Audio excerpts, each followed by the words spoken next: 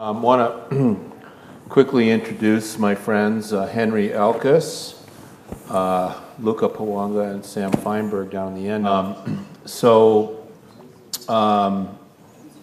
Sam and Henry invited me to come out to one of their events recently in Los Angeles. It's quite extraordinary what they're doing with this organization called Helena. And maybe, Henry, you can just kick us off here with a quick overview of what you guys are doing, and then we'll just go from there on connecting the dots.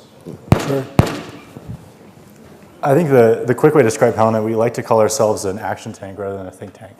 And instead of hiring researchers, we have these incredible world leaders that are our members. We don't do a single conference, we don't do any speeches, we have private meetings between our 30 yearly members all the time. Many days we have multiple a day somewhere in the world. In our group we have Nobel Prize winners, Fortune 500 executives, actors, everyone from Deepak Chopra to Joan McChrystal. And the sole purpose of these meetings is to come up with tangible ideas that we can then take on into projects. We've done a lot of projects. One we actually announced at this conference last year, and then we went and did it.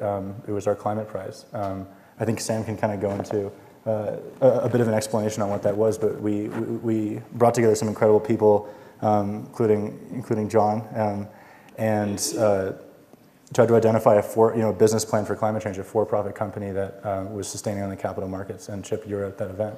Yeah, this is pretty extraordinary. Now, I have to say that Henry, I think, is 21. Maybe you're 22 by now. Just turned 22. Okay. And that's a pretty, visionary goal to have a climate prize. And in fact, I was there when you presented it to Christoph Jabold, who was supposed to come. Unfortunately, he couldn't make it, and we were going to try to Skype him in.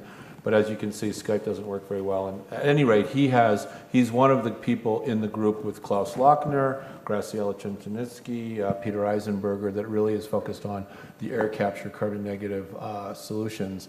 And so it was just great to come out there to meet with you guys in downtown LA in that fantastic office suite where you had your event, and look over Los Angeles and really, honor that prize. Hey, Sam, maybe you can chime in here. What's next for you guys? Sure. I think before getting into that, just want to say it's an honor to be back here, and thank you guys for having us. About a year ago, Henry and I were on this stage talking about how we were planning to do this climate change prize and asking you guys for help, and the response was extraordinary. As Henry mentions, we're incredibly proud to have awarded the prize just over a month ago to Climeworks. But in the process, drew in support from people like Dr. Klaus Lochner, who was here earlier today, like Dr. Gordon Clark, who runs the Oxford University's Smith School of Enterprise and the Environment, pulled in a couple $1 million of in-kind services from people like BCG and Sierra Energy, and were able to run and award this prize. Now that's just a small bit of what we do. We've got projects and everything from global security, looking at artificial intelligence and nuclear security, additive manufacturing, to supporting minority entrepreneurs in places like Cincinnati and Detroit.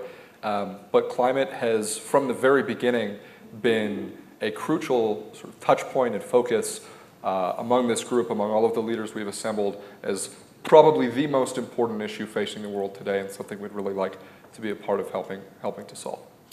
Well, and we're helping to build an Iron Man suit. Is that going to help us survive climate change? We think so. Okay, just checking. You guys, you're 22, I'm 61, so you have a little more skin in the game than me. And I think that, we want to make sure that when you're my age, that you have the opportunity to, have at least the same clean air, water, and food that we do today, if not improved. And so I think it's just fantastic that you're, stepping up and thinking, really down the path here. Now, I know that you've been a little bit working with Harry Kluwer, I think, on some of the innovative X Prize, perhaps somewhat with the Singularity. Can you tell us a little bit about that? Yeah, so Harry's been fantastic. I know he was here earlier in the week.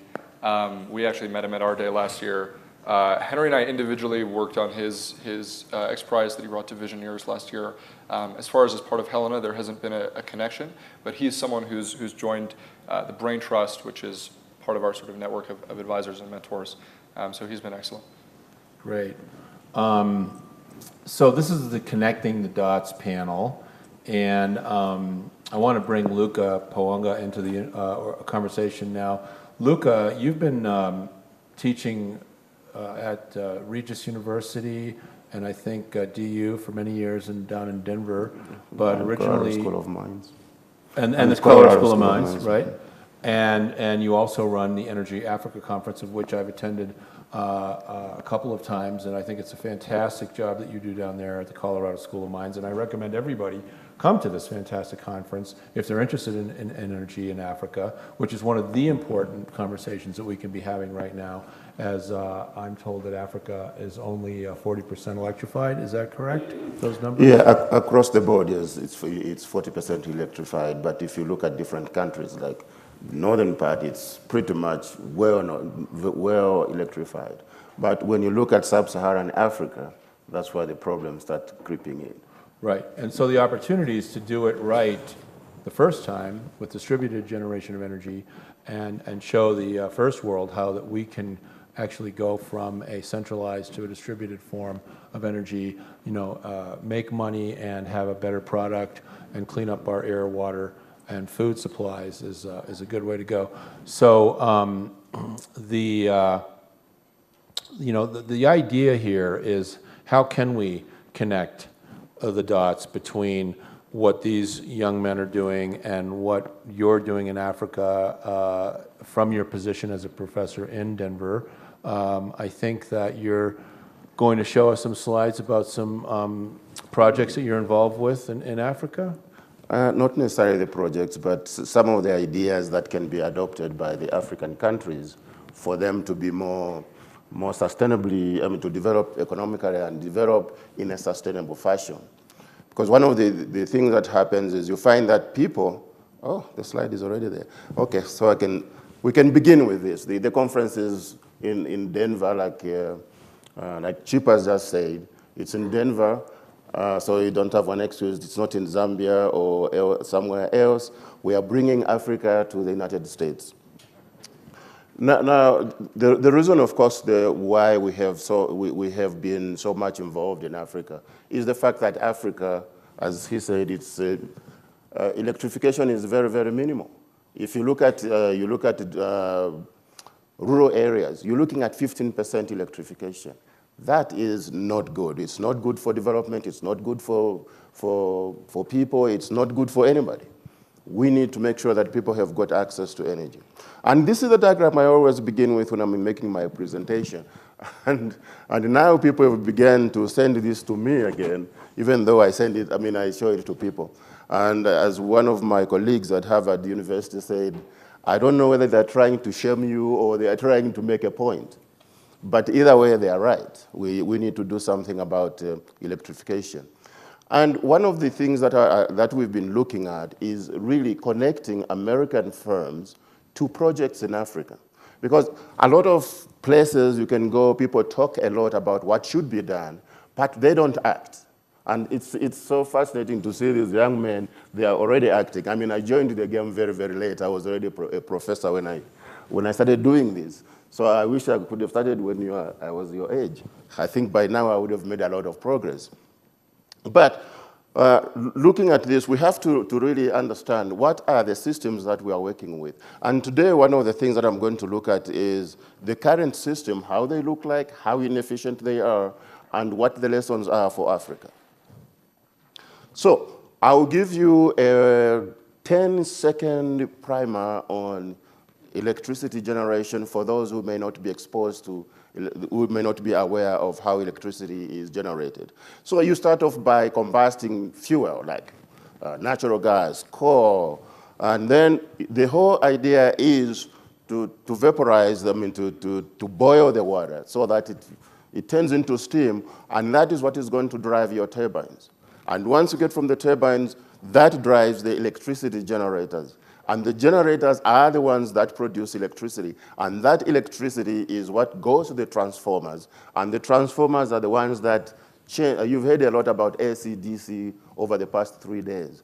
That is what determines whether if your house uses DC, it will turn into DC. If it uses AC to turn that into AC. But one of the things I want you to look at is the condenser. The condenser is used to actually cool the water or get rid of what we call excess electricity. So now let's look at the US itself. And this is a very good diagram about all the things that we do in the US in terms of where we produce how we produce energy, where it's coming from, the sources that we're using, and how we are actually using that energy. I think take note of the fact that we are looking at 97.5 quads, and these are quadrillion British thermal units, as they call them, but this is just in short. Out of that, look at the amount of rejected energy. We are looking at more than 60, almost 60% is rejected. I don't know if you can read the slide very well, but, and I don't have a... That would be the gray area. Oh, okay. So that would be the gray area. That is all wasted heat. And as a result of that, what happens? We end up generating 5.4 billion. These are metric tons of carbon. And this is what is causing some of the problems we're talking about.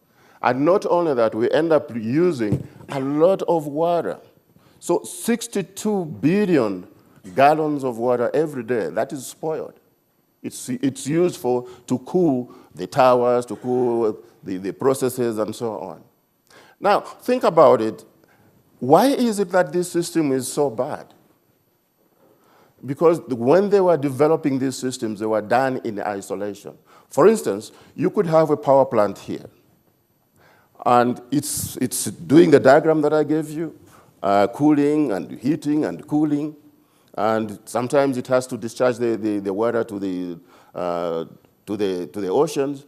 Well, so we have to cool that water. We don't want the water to go in the oceans while it's steaming hot. Otherwise, it's going to cool anything inside or everything inside. Well, but picture an apartment complex just nearby. And this apartment complex, it has got its own heating system so that people don't freeze during winter. So what you're doing is, here you are wasting energy, and you are cooling heat, cooling the water, and here you are trying to create heat. Now, picture a system where the water that is coming from here, instead of having a condenser, we ship it over or pump it over to the apartments. And from the apartment, it comes back and starts heating again. Or from the apartment, it goes into the ocean, which means now we've actually cooled it. So what you've done here is you have eliminated the use of electricity here to heat and keep the condensers moving, or to keep this apartment complex warm. And at the same time, you have avoided the idea of using the condensers here, and you are saving on energy. So the system now becomes more efficient. But because we aren't looking at a system, and you've had a lot of systems thinking here, it means that we have to look at these things in a very systematic fashion. We have to plan, and you heard Jeffrey Sachs talk about planning. We have to plan. And that's why the Energy Africa Conference actually comes in, because we put these people together, and we want them to come up with ideas how these things can be done, and we want those ideas to be translated into action on the ground. So what we do as Energy Africa is we put these people together, and at the same time, we try to match projects in Africa with the people who are interested in doing business in Africa. And apart from that, we talk to the government so that they can now begin to develop plans. For instance, we had a very good conversation with the Zambian government. If you look at the patterns, in terms of weather patterns, Zambia depends on hydroelectricity. And the weather patterns are telling us that for the next 3, 4, 5 years, they will be experiencing a drought. Well, now what should your plan be? Obviously, they are building other dams, extending the dams so that they can have more capacity. But if we look in the future, we are seeing that maybe we may not even get half the capacity that we're expecting to get. So in this case, what we need to do is now to begin looking at how do we actually get the portfolio diversified. Get more solar. Solar, you're not going to worry about, the sun is always there. And if it's not raining, it means there is no cloud cover. So you're going to have even more sunshine, and you will generate more power. And also you have to look at wind. So look at the alternative sources that are available so that when you diversify the portfolio, you end up with a system that is more resilient. And like now, if you are not, if you are living in Zambia, and this is not only in Zambia, by the way. If you look at Ethiopia all the way down to South Africa, they're experiencing the. So what we have here is a system that you're looking at of integration of various energy projects in Africa. So I really want to. And actually, that's how one of the companies here in the US actually did one of these integration type of systems. And you can see that here they saved 88% of water. That would have been used if they had used a traditional system. So go ahead. Right. So what I'd like to do is I really want to try to take some of the leading thinking that they're doing, these guys are doing with their advisors at Helena, and integrate that with some of the leading thinking that's happening in terms of this entire issue of energy and climate solution. So, Henry, some of your advisors are working in this space. I think probably most of them.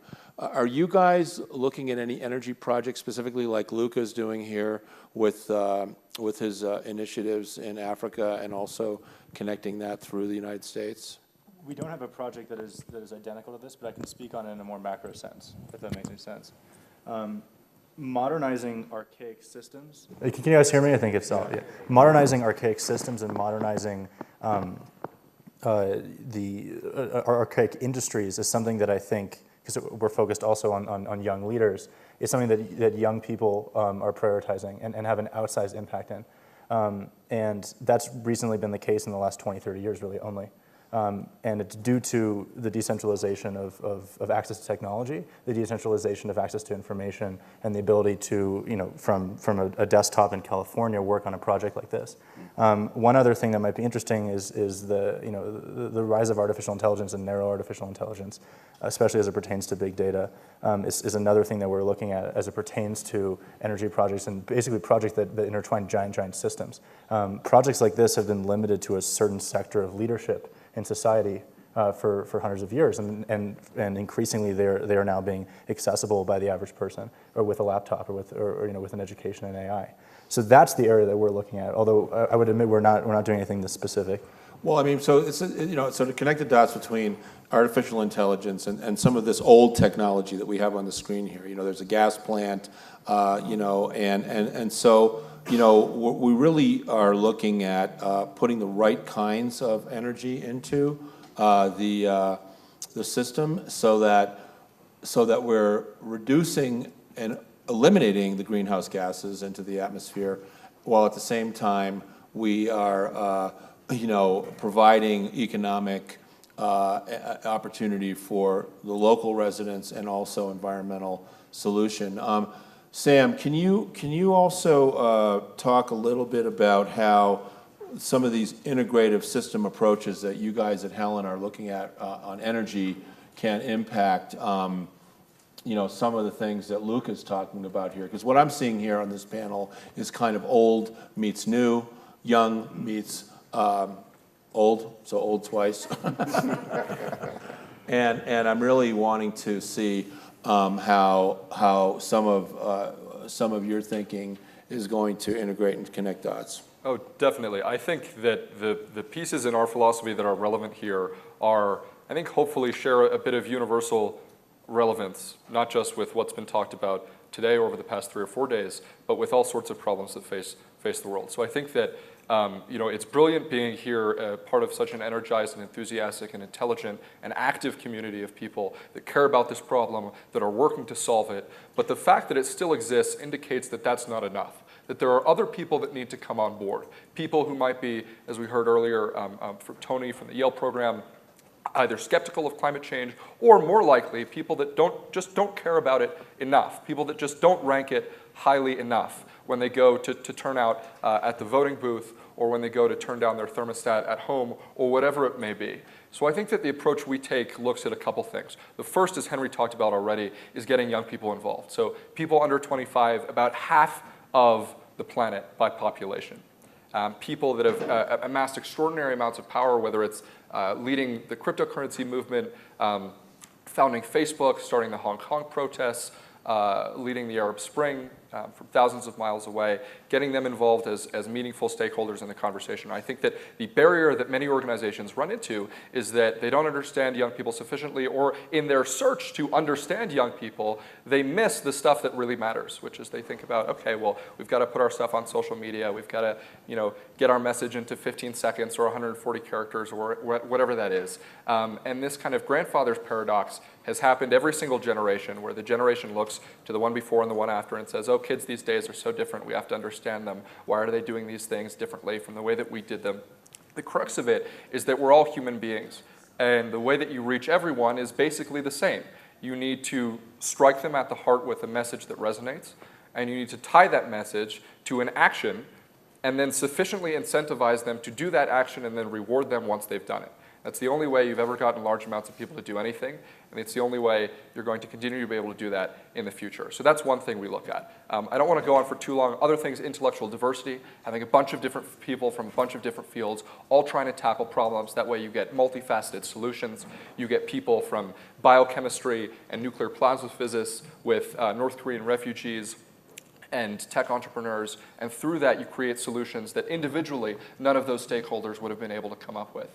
And it's particularly important when you're tackling problems like climate or like energy, when you have such a diverse set of stakeholders and you need to pull in expertise from fields like marketing, like physics, like energy generation, like politics. Crucially, I'm sure Luka engaging with governments and trying to get people to change the way that regulations create incentives for power generation is quite an issue that you face. And the third thing, just being consistency. So like not just coming together once or twice a year, but taking the lessons that are shared with people into their everyday lives and then doing that frequently. So it's why we meet as a group with our 30 members every single week, multiple times a week.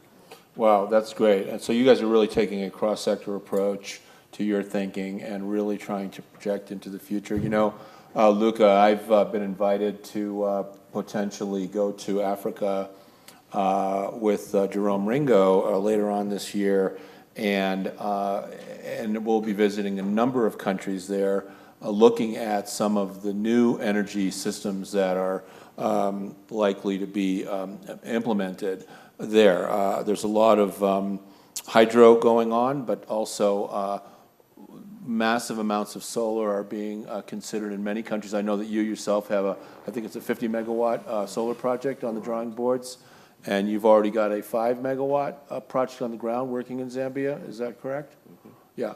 So really want to kind of bring this to a close here with something very dynamic for the group, and that is, as we look at our energy needs into the future, and we see how we've done it in America and Europe and around the world. And as Africa is beginning to develop its energy needs, and where most of the population on the planet, growth on the planet will occur, we really have to do it right. I mean, we don't have any choice about that. We really must do it right. And so what do you think in terms of, what countries are you active in right now?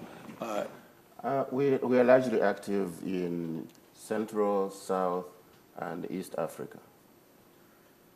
Okay. So that means you're looking at countries from Ethiopia, Tanzania, Kenya, all the way to Zambia, down to South Africa, right, through Botswana and Namibia and Mozambique. And which has a tremendous amount of biodiversity and holds probably the last large elephant herds and rhino populations.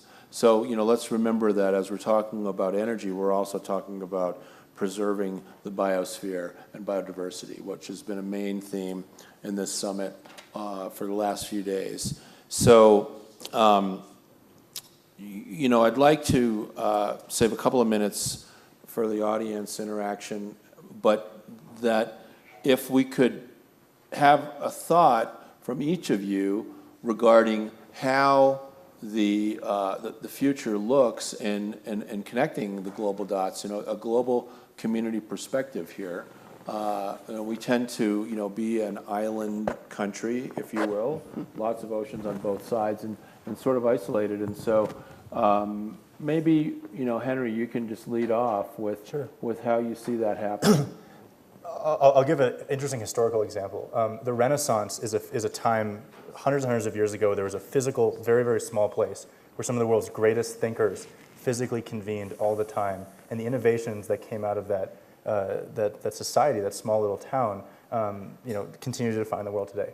It's a shame that now, with endless amounts of technology to allow that to happen at a global scale with the world's greatest leaders, that it happens even less. There's even more of a disconnect. And if we're going to address all of the problems in the world, we think of it like a supply chain of information problem. Right now, there exists enough really smart people that if you combine them in the right areas at the right time, at the right cadence, that they will solve the world's problems. They will come up with the right ideas and the right innovations. And it's a systems thinking problem. It's not necessarily how much money you can spend, how much messaging you can do. And I'd like to see a bit more thought on that. I think it's a very archaic kind of industry that needs to be disrupted. So as far as looking towards the future, I'd love to see a lot more thought in that area, and that's certainly what we're working on. Fantastic. And Luka? Well, my comment would be for the investors in the US. I normally have a hard time trying to get investors from the US. Usually you get a sheet of where there are all these boxes that you have to check off, but forgetting the fact that the conditions in some of these countries are different. So you're not going to check each one of those boxes, but take your time to get to know the project, to get to understand the economics of the project, and understand the environment. I'm here to help you. We can go there tomorrow, we can arrange all the meetings, but I would like you to understand so that when we do due diligence and we send the information to you, it makes sense, and we look at it from the fact that we are working together. None of us is trying to dupe the other. So, Chip, it's interesting that you ask about the future. We sometimes describe Helena as a group of leaders who are daring to define the future, and it's that word define that I think is salient here. And that predicting the future is always, to some extent, a futile exercise because the future is not set. The future is the infinite sum of individual actions, and it's made up of the choices we make and the actions we take. And the future is there to be defined, it's there to be shaped, and it's there to be improved. And I think at the core of what's gone on over the past 4 days is that fundamental sentiment of optimism that we can reach out and shape a better world. And it's something we definitely believe in. Fantastic. And I guess I would just add to that, the future ain't what it used to be.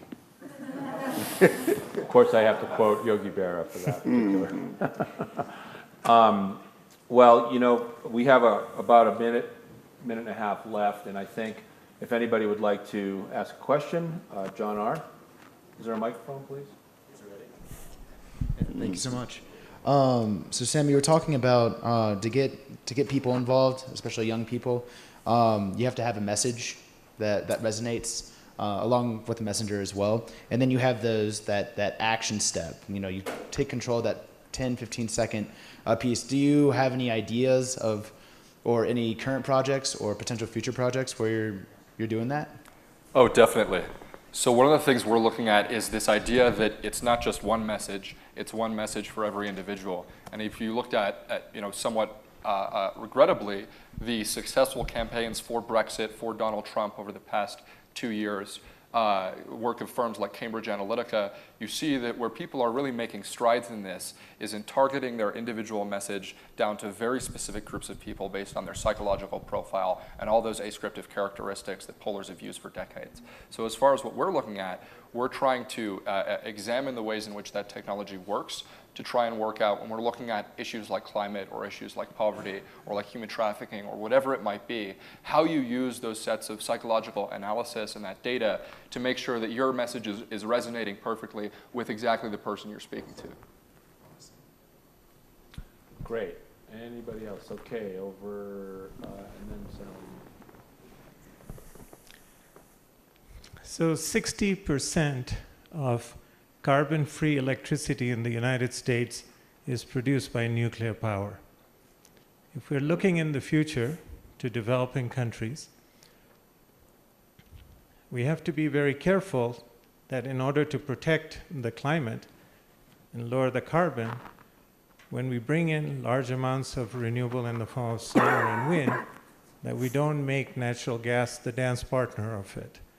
Because not only will that affect the carbon footprint, but when the prices escalate for natural gas, as they will, it just artificially increases the price. So as part of connecting the dot, I'm all for lighting up planets, continents like Africa, but let's not make the mistakes of the 20th century of the United States in the 21st century in those countries. And actually, that's a good question. And that's one of the things that we are so wary of.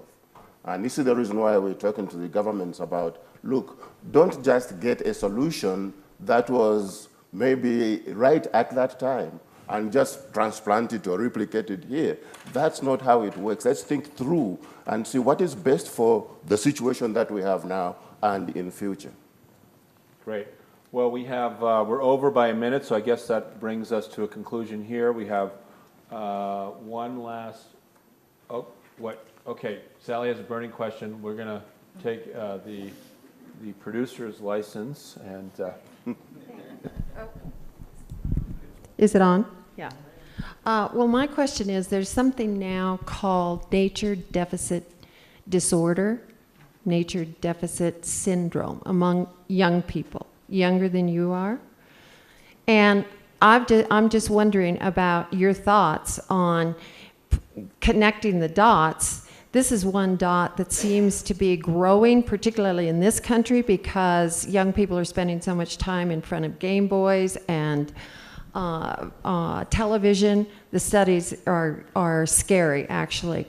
So to bring those people into a connect with nature, is that necessary, do you think, for crafting the future, having that connection? And how would your group in your Think Action Tank approach that challenge? I want to say two things quickly on this, if that's okay, Please. Chip. I think it's a great question. The first thing to point out, in our research on this, and we come to the climate change world from the outside. We weren't climate scientists. The distance between the average person and their collective solution to the climate change problem is so huge. And I think it's a messaging issue. And I think there's a lot of great people working on that. Particularly for young people, young people are so connected to technology. If whether that's good or bad, if that's going to continue to happen, we have to bring the action points to the technology directly, rather than have them download something separately or go to a different platform. So we have to attack it where the source is. The second thing is, and this is something we learned from an incredible speech at the TED conference, if you look at social networks, there's a capitalist incentive to write an algorithm to keep you on the screen longer, and also to show information that you already agree with. That is something that needs to be addressed. That's systemically one of the biggest problems. So if you're someone who is demographically inclined to not think about climate change or not be accessible to the problem, social networks, some of them like Facebook, would be more inclined, because they'll make more money, to show you content that has nothing to do with climate change or that is promoting climate skepticism. So in summary, you have to bring the solutions to the technology directly, but you also have to, at the source, and the systemic problem is the algorithms, and the way that that capitalism will endorse that. Nothing wrong with capitalism, but I think in the same way that there have been regulations on other areas that we found harmful, maybe it's time to look critically at how algorithms are written and how news is shown. And those are two areas that we've had a lot of discussions and hopefully forthcoming projects on.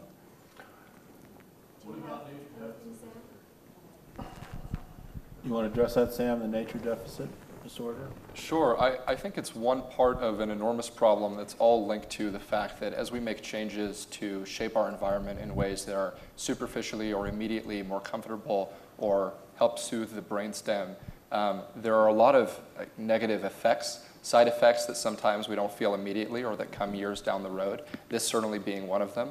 And if you look at the ways in which what we've done with technology to the environment has come back to harm us, not just through climate change, but through the degradation of biodiversity, through now people's lack of access to nature. All those studies saying that you become far happier, far less stressed, your body gets healthier when you spend time in nature. I think it's unquestionably a problem. I think as far as the solution, I don't I don't claim to have one here on stage off the top of my head, but I do believe quite strongly in the sort of tenets of our model as far as getting really brilliant people together from all these different fields, different generations, have them focus on issues like this that are critically important over a long period of time to come up with and implement solutions. Great. Well, I just want to thank my distinguished panel for coming here and sharing their thoughts today. And we've come down to the end of the program, except for one more person, right? And I believe that that's going to be Michael Brun, the Executive Director of the Sierra Club.